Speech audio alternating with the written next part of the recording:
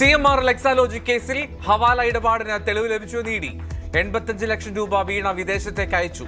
20 കോടിയുടെ കണക്കുകളും ഡയറിയിൽ.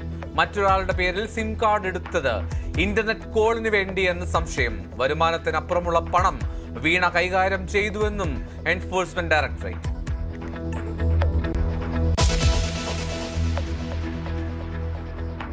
CMR എക്സാലോജി കേസിൽ വീണയ്ക്കൊപ്പം റിയാസിനും കുരുക്കുമുറുക്കി ഇഡി.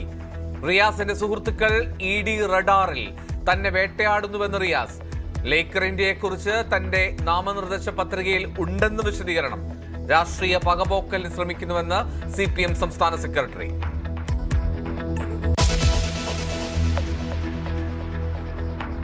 കരുവാറ്റയിലെ വയോധികന്റെ കൊലപാതകത്തിൽ നിർണായക വിവരങ്ങൾ പുറത്ത്.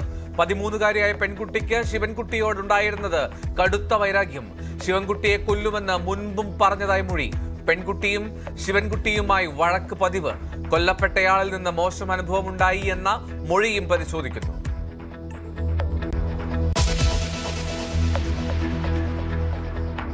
എക്സൈസ് സംഘത്തെ കണ്ട് കായലിൽ ചാടിയ യുവാവ് മരിച്ചത് തിരുവനന്തപുരം വെട്ടൂർ സ്വദേശി ഷഹാൻ.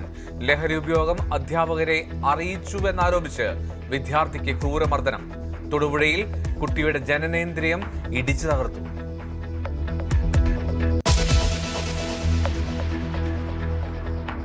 ഫ്രീഡം ക്വിസിലെ സവർക്കർ ചോദ്യവിവാദത്തിൽ അധ്യാപകൻ ഗുരുപ്രസാദിന്റെ സസ്പെൻഷൻ സ്റ്റേ. 1 മാസത്തേക്ക് സസ്പെൻഷൻ തടഞ്ഞു.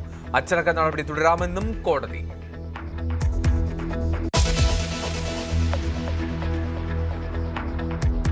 സ്വതന്ത്രയെ പിന്തുണച്ച് പാലാ നഗരസഭാ ഭരണം ഇടതുമുന്നണി പിടിച്ചു. മായ രാഹുൽ പുതിയ അധ്യക്ഷ. കോൺഗ്രസ് വിമതരും മായയ്ക്ക് വോട്ട് ചെയ്തു. ലഭിച്ചത് 16 വോട്ടുകൾ. UDF സ്ഥാനാർത്ഥിക്ക് 10 വോട്ട് മാത്രം.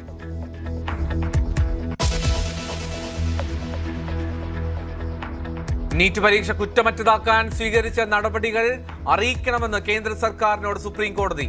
ചോർച്ച ഉണ്ടായിട്ടില്ലെന്ന് ഉറപ്പാക്കാനുള്ള സംവിധാനം ശക്തമാക്കണമെന്ന് നാഷണൽ ടെസ്റ്റിംഗ് ഏജൻസിക്ക് നിർദ്ദേശം.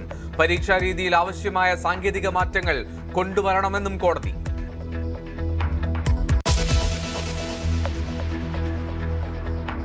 പ്രതിഷേധങ്ങൾക്ക് വഴങ്ങി തമിഴ്നാട് മുഖ്യമന്ത്രി ജോസഫ് വിജയ്.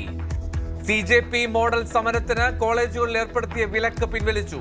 തമിഴ്നാട്ടിൽ വീണ്ടും ജനപ്രിയ പ്രഖ്യാപനവുമായി സർക്കാർ. വനിതാ ജീവനക്കാർക്ക് 3ാമത്തെ പ്രസവത്തിൽ 1 വർഷം മുഴുവൻ ശമ്പളത്തോടെ അവധി.